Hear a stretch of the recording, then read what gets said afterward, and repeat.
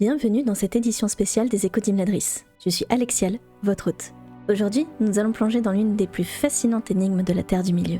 Une histoire qui commence dans les archives poussiéreuses de Foncombe et nous mène jusqu'à notre époque moderne. Prenez place près du feu, car ce que je vais vous raconter aujourd'hui pourrait bien changer votre vision de l'œuvre du professeur Tolkien.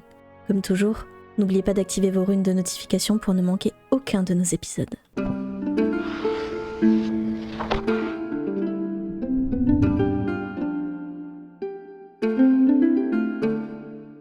Attention, ce que vous vous apprêtez à voir n'est pas une vidéo d'enquête habituelle de Fostea. Cette enquête hors série contient des libertés scénaristiques pour le bien de la trame narrative. Une note explicative se trouve en fin de vidéo pour éviter tout spoil. Merci de votre compréhension. Avant de révéler notre découverte, plongeons dans les profondeurs de la tradition tolkienienne.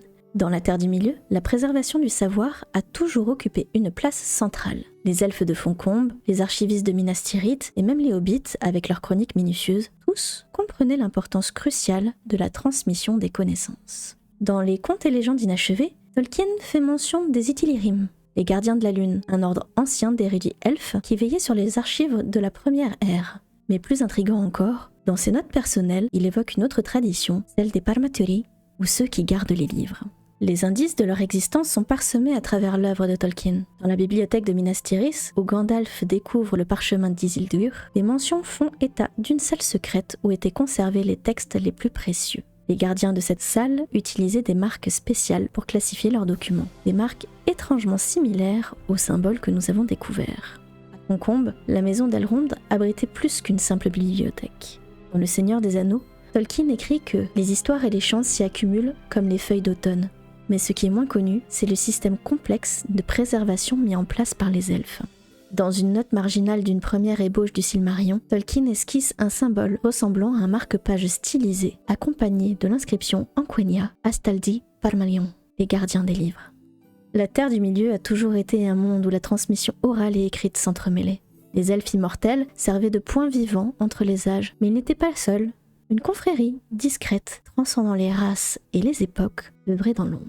Dans ses lettres, Tolkien fait allusion aux 7 salles du savoir, des lieux dispersés à travers la Terre du Milieu où les connaissances les plus précieuses étaient préservées. Les archives de Foncombe, la bibliothèque de Minas Tirith, les caves de la Forêt Noire, les chroniques de la Comté, les parchemins de la Lorienne, les annales des Montagnes Bleues, la salle des souvenirs du Gondor. Mais qu'est devenu cet héritage millénaire ? Vous demandez-vous peut-être. La réponse est plus proche que nous ne pourrions l'imaginer. Car si les 7 salles ont disparu avec la fin du Troisième Âge, leur esprit perdure, transformé mais intact dans notre monde moderne. Dans ces dernières années, Tolkien écrivait dans une lettre peu connue « Les gardiens du savoir ne disparaissent jamais vraiment. Ils se transforment, s'adaptent, renaissent sous de nouvelles formes comme les saisons qui se succèdent. » Cette prophétie résonne étrangement avec notre découverte suivante. Notre enquête nous a menés vers un phénomène fascinant, l'émergence d'une nouvelle forme de transmission du savoir qui fait écho aux traditions des anciens gardiens. Au cœur de cette renaissance se trouve une figure qui, sans le savoir peut-être, incarne l'essence même des Parmaturi, Fostea. Comme les gardiens d'antan qui se réunissaient dans les 7 salles, Fostea a créé un espace où les histoires ne sont pas simplement racontées, mais véritablement vécues et préservées. Sa communauté rappelle étrangement les cercles de savoir de la Terre du Milieu, où chaque membre apporte sa pierre à l'édifice de la connaissance partagée.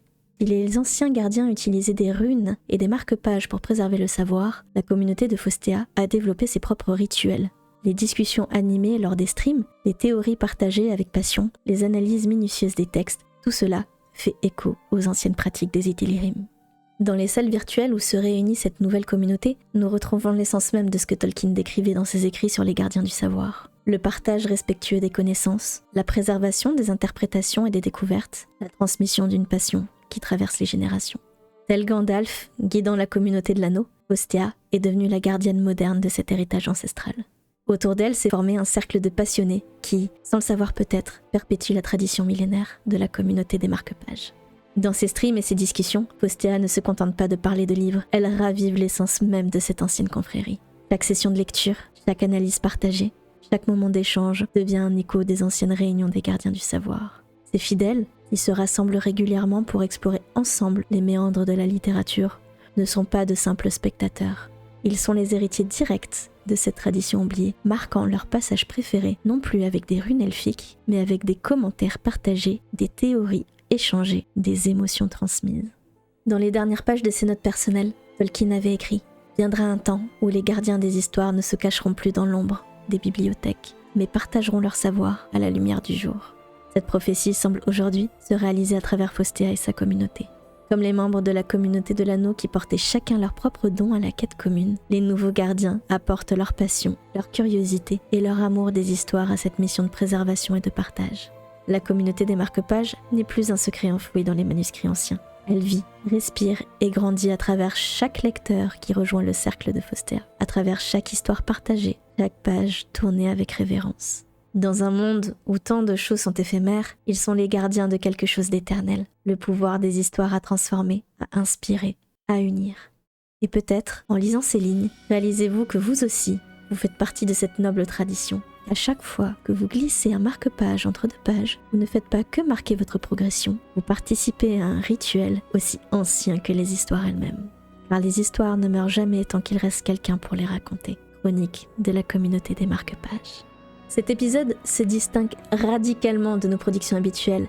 Alors que les Échos d'Imladris s'attachent normalement à une analyse rigoureuse des œuvres de Tolkien, basée sur des sources canoniques et des recherches approfondies, cette édition spéciale prend la forme d'une création narrative originale. Dans cet épisode, nous nous sommes permis des libertés créatives importantes. Les termes Parmaturi et Tilirim, Astaldi Parmalion sont des créations linguistiques originales, bien que respectant les règles de langue de Tolkien. L'histoire de la communauté des marque-pages est une invention narrative. Les 7 salles du savoir et leurs traditions sont des éléments fictifs, et les citations attribuées à Tolkien dans cet épisode sont créées pour les besoins de la narration. Cette production est une œuvre de fiction qui tisse ensemble l'univers de Tolkien et notre communauté des marque-pages. Elle ne doit en aucun cas être considérée comme une source académique ou un épisode canonique, mais comme un remerciement à Faustéa. Nous reprendrons notre format habituel avec sa rigueur caractéristique dès le prochain épisode.